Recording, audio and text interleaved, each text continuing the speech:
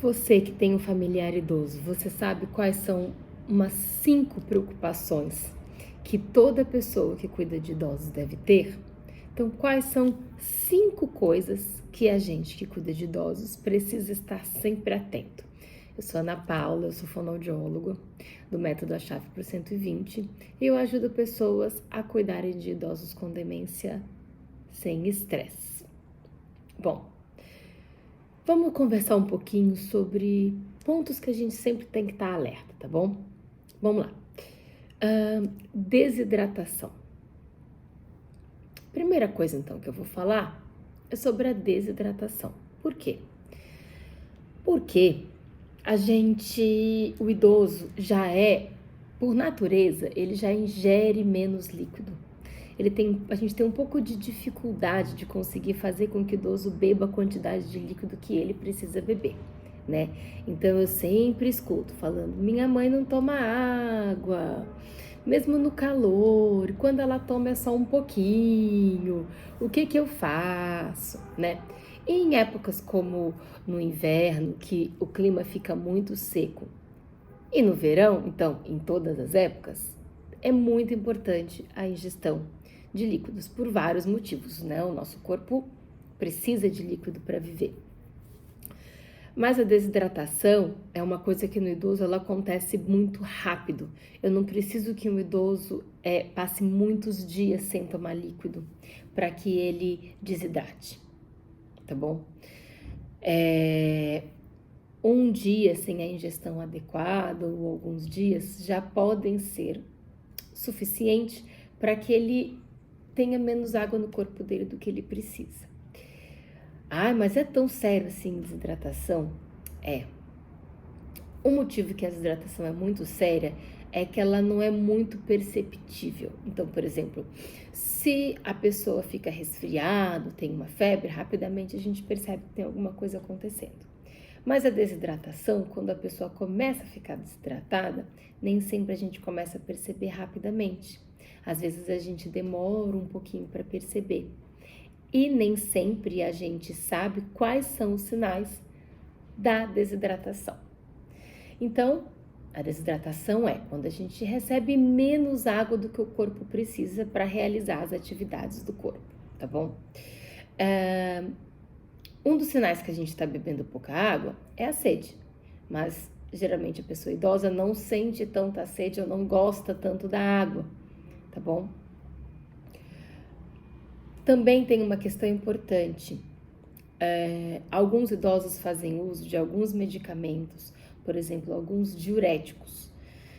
O que o diurético faz? Faz com que o seu corpo absorva e leve embora a água rapidamente. Tá? Então, essas pessoas precisam estar um pouco mais atentas para a ingestão de líquido, porque se eu estou tomando um medicamento que puxa a água do meu corpo, eu preciso repor essa água na mesma velocidade, tá?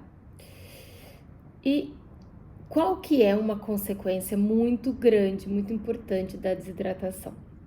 A desidratação pode levar a pessoa a se sentir cansada, fraca, pode dar tontura, pode trazer oscilação na pressão, tá bom? Então você vai aferir pressão, a pessoa pode estar com a pressão um pouco mais baixa, mais sonolenta, menos disposta, tá bom?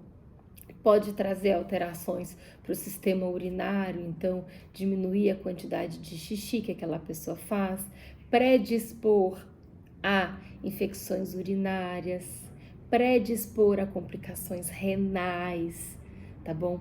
Então, por exemplo, se uma pessoa está entrando numa desidratação, já não está tomando líquido na quantidade suficiente, e isso leva um tempo maior para fica muito tempo, né, nessa diminuição, nessa desidrataçãozinha, quando a gente vai perceber ou quando ela dá um sinal mais grave, mais forte, pode ser que ela já esteja com uma insuficiência renal, com os exames, né, com as enzimas renais já alteradas. Isso é muito perigoso. Por quê? Porque pode acarretar uma internação, uma piora do estado geral, um choque. A pessoa pode entrar em choque, né? Por conta de desidratação. Então, isso é uma coisa que poucas pessoas sabem, tá? A desidratação é uma coisa muito séria e no idoso ela precisa estar, a gente precisa estar assim muito atento, tá bom? Bom, o que eu tenho que fazer? Controlar a ingestão de líquido, certo? Então, deixar sempre garrafinhas de água próximo do idoso. Se possível, eu sempre oriento garrafinhas de água porque você consegue ter uma noção real do quanto aquela pessoa está bebendo, tá?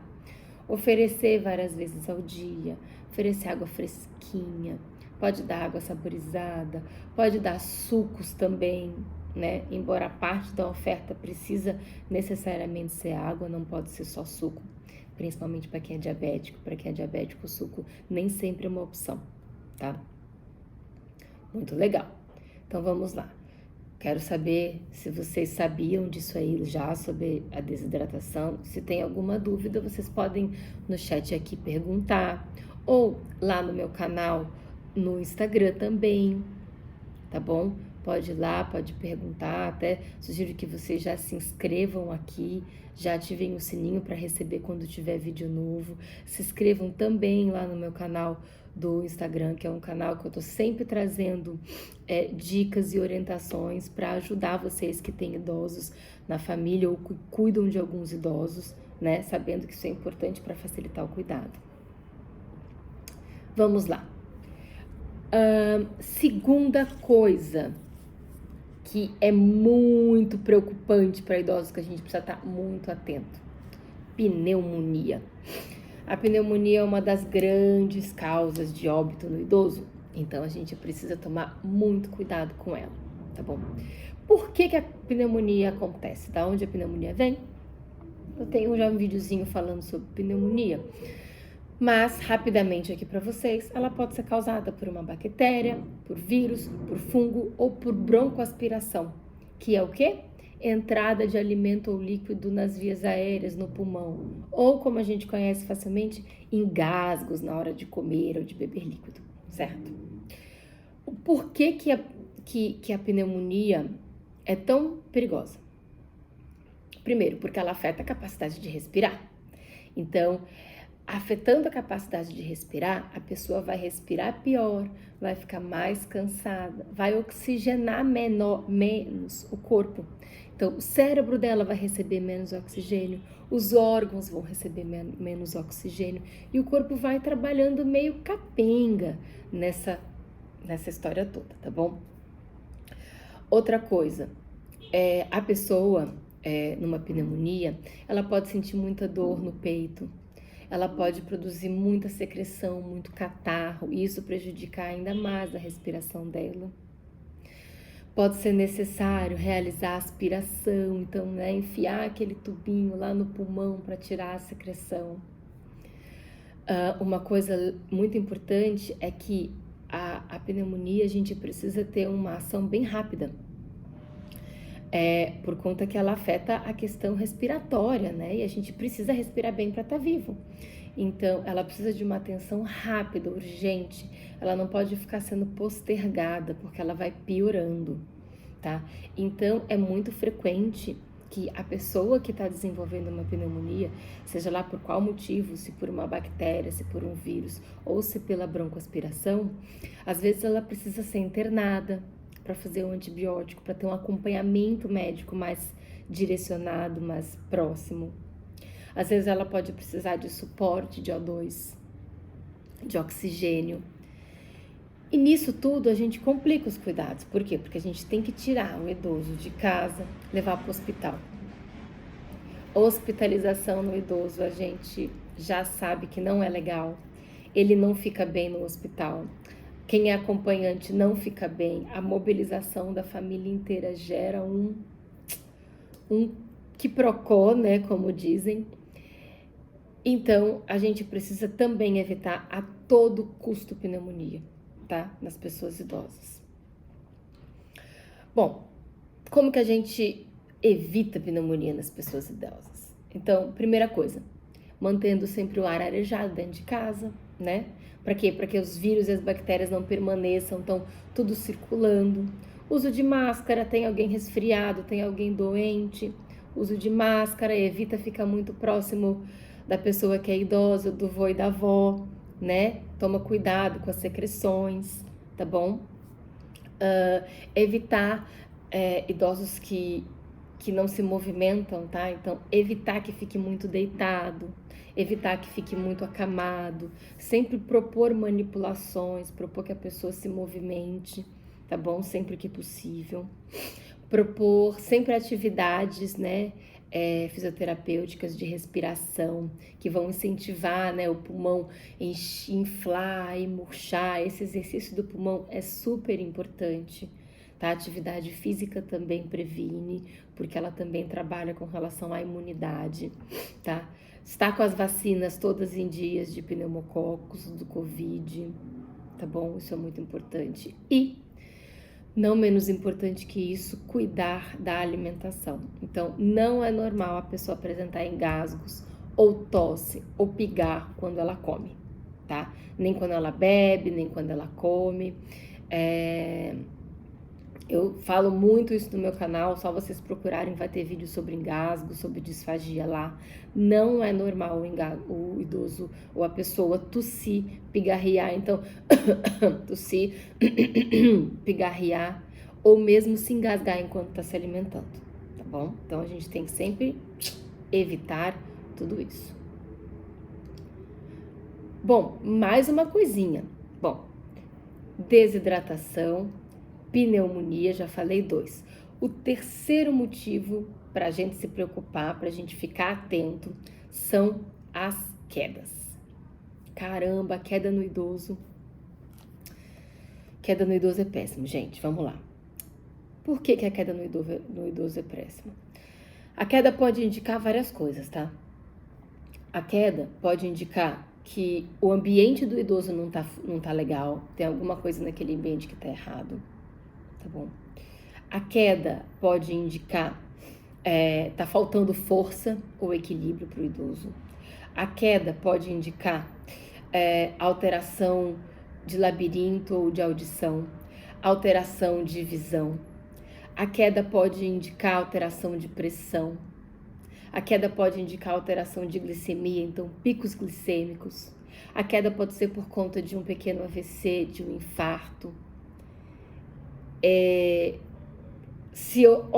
A queda pode ser por conta de uma altura, então eu estou desidratada, eu me sinto fraca e tonta e eu posso cair. Então, algumas dessas 5 coisas que eu tô falando, essas 5 preocupações, elas estão unidas, tá? Então, a queda, ela é muito perigosa. O idoso pode quebrar alguma parte do corpo, braço, ombro, de difícil depois manejo, fêmur, perna, tá? Se ele quebrar algum osso, vai dificultar a mobilização dele. E aí ele pode ficar um idoso que andava, pode ficar dependente de cadeira ou pode ficar acamado, dependendo da gravidade dessa queda, tá bom? Se ele ficar acamado, se ele ficar com os movimentos limitados, ele vai perder massa muscular, ele vai ficar mais fraco, ele vai ficar mais frágil.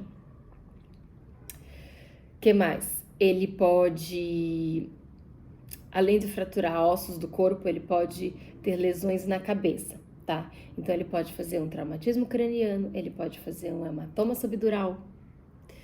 E essas condições podem trazer a sequelas, né, a danos provisórios ou sequelas mais permanentes, tá? Então, se eu machucar o cérebro dessa pessoa, se na queda eu bati e machuquei o cérebro de alguma maneira, porque fez um hematoma, porque inchou, o funcionamento neurológico e cognitivo daquele idoso já vai ser diferente.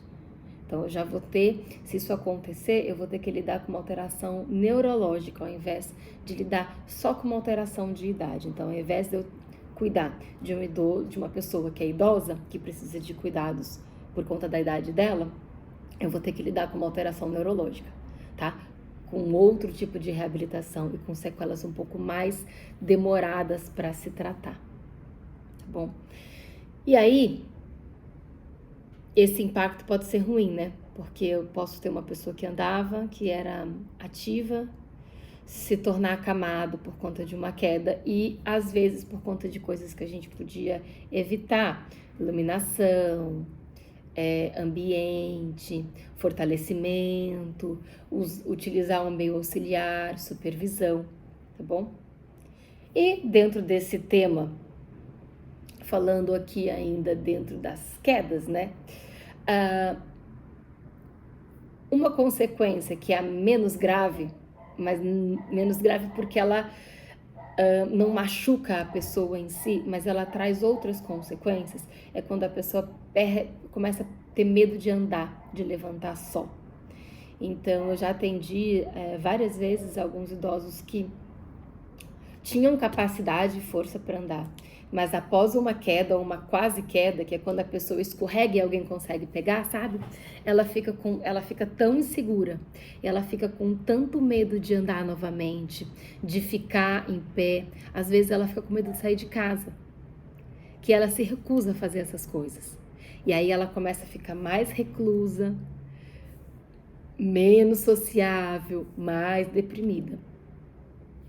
Então vejam como tudo que eu tô falando aqui para vocês, eles não têm somente uma consequência assim. Isso acontece isso. Eu irradio consequência, né? Então, por exemplo, poxa, a desidratação pode levar à tontura, que pode levar à queda pode levar ao isolamento, que pode levar à depressão. Então, essas complicações elas vão encavalando, vai formando uma coisa que a gente chama bola de neve, vai ficando mais difícil de você prestar assistência para aquela pessoa e a qualidade de vida dessa pessoa vai ficando mais complicada. Porque imagina eu tenho medo de cair, então eu não quero mais sair de casa, eu não quero mais ir no restaurante para almoçar, que eu fazia antigamente. Então eu ia almoçar todo domingo com os meus filhos e netos. Não vou mais porque eu tenho medo de cair. Aí paro de sair de casa, as pessoas de repente não vão mais na minha casa, eu vou ficando mais triste, vou ficando mais deprimida, o meu cognitivo vai ficando pior, eu só fico sentada, perco a força muscular, aí não consigo mais mesmo andar. E há uma complicação disso tudo, né? Então, dentro dessas três razões aqui, três principais preocupações na hora da gente cuidar do idoso, todas elas estão se entrelaçando e todas elas podem ter desfechos muito ruins se a gente não ficar atento. Tá bom, Ana, e agora? O que eu faço? Não deixo mais a pessoa levantar? Não! Me certifico que essa pessoa está fazendo atividade física para manter a perna fortalecida, manter os membros fortes. Uma das coisas que evita queda é força e equilíbrio, tá bom? Força e equilíbrio. Então a pessoa tem que fazer atividade, tem que fazer exercício para força e equilíbrio. Eliminar algumas coisas dentro de casa que podem ser risco. Então partes da casa que são escuras, tá bom? Corredor escuro. Móveis no meio do caminho, tapetes, móveis pequenos, por exemplo, esse porta-revista. Sabe esses porta-revista que às vezes fica no cantinho quando você sai de um ambiente para o outro? Ótimo para tropeçar. Verificar se não há necessidade da pessoa ter um meio auxiliar de marcha, uma muleta, um andador. Sempre ter à disposição ali alguém, né, supervisionando. Barra de segurança nos banheiros, isso é muito importante. E uma coisa também que é muito legal, que parece que não tem nada a ver com quedas, mas tem tudo a ver, é a gente organizar a ingestão de água e xixi de noite. Então, por exemplo, se o idoso precisa fazer xixi no meio da noite, eu posso trazer a quantidade de água que ele bebe um pouco mais para cedo, para que ele não beba tanta água à noite, para que isso não seja uma necessidade tão grande. Ou se ele precisar levantar, que esse caminho da cama até o banheiro seja seguro. Então, bem iluminado, para que tenha barras, porque sonolento a gente já fica mais mole, ou até mesmo disponibilizar papagaio ou comadre para facilitar a vida deles, tá bom? Ou uma campainha para chamar alguém. Então, tem muitas coisas aí que a gente pode fazer, tá legal? Para evitar as quedas. Bom, o que mais temos aqui? A alteração cognitiva é uma coisa importante da gente ver no idoso, até porque, esse dá assunto para muitos vídeos. Então vamos lá. O que é alteração cognitiva? Rapidamente, eu tenho também vários vídeos falando sobre isso. Alteração cognitiva é qualquer mudança no raciocínio, na memória, na minha linguagem, na minha organização, tá? O cérebro vai envelhecendo, algumas pessoas podem apresentar uma alteração cognitiva, que podem chegar a ser síndromes demenciais, tá bom? Ou não. Ou são alterações do envelhecimento mesmo, que a gente chama de comprometimento cognitivo leve. Por que é importante a gente tem que estar atento a essas coisas, tá bom? Porque, às vezes, se o idoso mora sozinho, e se eu não estou atenta nessas alterações cognitivas, corre o risco dele continuar morando sozinho sem poder. Então, corre o risco dele não estar lembrando de tomar remédios e eu não estar sabendo. Corre o risco dele sair sozinho e se perder. Corre o risco dele ter um momento de esquecer de beber água, de ter um momento de confusão e se machucar, tá bom? De esquecer de comer e acabar desnutrindo. Então, muitas coisas podem acontecer, tá bom? A alteração cognitiva pode trazer, assim, desde desorientação, a dificuldade de tomada de decisões. Então, você imagina se eu tenho um idoso que tá tendo dificuldades e dirige e ninguém tá atento a isso. Então, ele pode causar um acidente com uma outra pessoa, ele pode se machucar, tá? Ele pode sofrer alguma violência na rua mesmo. Então, a gente sempre tem que estar de olho para ver como que anda, né? A fala daquela pessoa, ela tá falando direitinho, tá falando mais devagar, mudou alguma coisa no jeito da comunicação dela, ela tá mais esquecida, ela pergunta a mesma coisa várias vezes, ela tá atenta às pessoas que estão ao redor, né? Tudo isso a gente sempre deve investigar.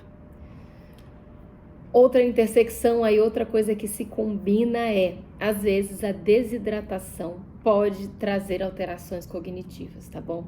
Um idoso que fica desidratado, ele pode sim ficar um pouco mais confuso e agitado. Então, um dos sinais da desidratação pode ser alteração cognitiva e um dos sinais da pneumonia ou de outras infecções também pode ser alteração cognitiva, tá? Então, se o idoso tem alteração cognitiva, primeiro eu vou ver se tem alguma coisa acontecendo ali, tá? Não dormiu, tá sem comer, tá sem beber água, não tomou remédio, tá com alguma infecção, tá resfriado, pneumonia, infecção urinária, enfim, tá? Porque a alteração cognitiva pode sim ser um sinal de que tem alguma coisa no corpo dele que não tá funcionando legal, que precisa aí de um ajuste, tá? E, novamente, isso pode trazer grandes riscos. Então, se a pessoa precisa de tomar alguns remédios que são essenciais e por conta da alteração cognitiva ela esquece, eu vou prejudicar toda a saúde dela, de repente, num grau muito grave por conta disso, tá? Então, a pessoa pode parar de tomar o anticoagulante, ela pode parar de tomar o remédio da pressão, ela pode parar de tomar um anticonvulsivante, ela pode parar de tomar um remédio para colesterol, para diabetes, e isso impactar de maneira muito negativa, tanto na saúde dessa pessoa, quanto para a pessoa que está cuidando, né? Então, a gente tem que lembrar que cada complicação que o idoso vai sofrendo, ele vai ficando um pouquinho mais dependente. E isso vai demandar mais cuidado e mais assistência, né? E a gente quer o quê? Que o idoso fique sempre mais saudável, mais independente. Legal? E o último fator de preocupação, quinto fator de preocupação e não menos importante, sarcopenia. A sarcopenia é uma coisa que poucas pessoas ouviram falar. Eu acredito que não é todo mundo que sabe o que significa sarcopenia, tá bom? A sarcopenia é uma perda progressiva da musculatura do corpo todo, tá bom? Ela vai acontecendo com o envelhecimento. Então, o idoso, a pessoa, depois de uma certa idade, ela não consegue manter e aumentar tanto a massa muscular dela quanto mais cedo. E ela piora quando a pessoa não realiza atividade física, tá bom? Quando ela come pouco, quando ela tem alteração de hormônio, quando a ingestão de proteína dela é diminuída. Então, a alimentação, falta de atividade física e alterações hormonais são as responsáveis e o envelhecimento pela sarcopenia. Tá bom, o que é essa sarcopenia, gente? Tá bom, explica direito, Ana. Os meus músculos vão ficando mais fracos. Então, os meus músculos do braço, da perna, do abdômen, da coluna, os músculos que me sustentam vão ficando mais fracos. Então, eu vou ter mais dificuldade para me locomover, para ficar em pé, para caminhar, menor resistência física, tá? Menor resistência física e maior fraqueza que eu tenho, queda, diminuição de resistência, de imunidade. Então, de novo, uma coisa leva para outra, tá? Bom, precisa de uma avaliaçãozinha, né, para saber, mas a gente consegue observar se a pessoa está ficando mais fraca rapidamente. Então, puxa, há 3 meses atrás, o meu pai conseguia levantar da cadeira e me ajudar a carregar as compras. Hoje ele não consegue mais. Tem alguma coisa acontecendo aí, preciso investigar a sarcopenia, tá bom? Aí tem que dar um alôzinho pro médico, conversar com o médico geriatra, né, para ele dar uma ajuda aí. O que tem que fazer? Bom, tem que trabalhar questões de atividade física, então tem que fazer atividade física, tá? E não é só abrir o braço, alongamento, não. Atividade física com carga mesmo, musculação, tá bom? Fazer força, fazer pezinho, tá bom? Pra gente aumentar a massa muscular e evitar o risco de quedas e fraturas lá na frente, tá bom? E lembrando que, enquanto mais fraquinho e mais frágil o idoso tá, não é só a musculatura dele que tá frágil, é ele como um todo. Então, a gente tem que lembrar que cada pessoa, ela é um conjunto. A gente não pode dizer só das partes do corpo de uma pessoa, a gente tem que olhar ela como um todo, né? Então, ela tá conversando bem, ela tá com um tipo físico bom, ela se movimenta, legal. Mas se uma dessas coisas estão alteradinhas, né? Se a força, se a pessoa está com muita dificuldade para caminhar, para se locomover, quer dizer que ela está mais frágil ainda. Então a gente precisa dar um pouco mais de suporte para essa pessoa, tá bom? E aí eu sempre digo que é importante uma consulta com o nutricionista também, porque ela vai avaliar como está a alimentação daquela pessoa, vai dizer se há uma necessidade de realizar uma suplementação ou não, se tá tudo bem, o que ela pode fazer, tá bom? A gente também não pode sair suplementando o idoso assim, quanto, eu vou dar só proteína, não pode, tá? Porque existem questões renais que tem a ver com isso, então a saúde da pessoa como um todo tem que estar bem observada para saber o que a gente vai suplementar, de que maneira nós vamos suplementar, certo? Então, pessoal, eu falei para vocês hoje de 5 preocupações que a gente tem que ter com a saúde de um idoso. Então, eu falei sobre desidratação, sobre pneumonias, sobre quedas, sobre alterações cognitivas e sobre sarcopenia. Então, são 5 pontos de alerta que a pessoa que está cuidando de um idoso ou que tem um familiar idoso precisa estar sempre de olho, tá? Uma, para evitar complicações e a piora da saúde do idoso. Evitar que o idoso sofra, né? Porque se ele cair, puxa, vai doer, ele vai sofrer, vai ter que ir para o hospital, pode ser que opere. É um sofrimento para a pessoa. E para que ela mantenha a melhor saúde possível. Lembrando sempre que elas se relacionam, né?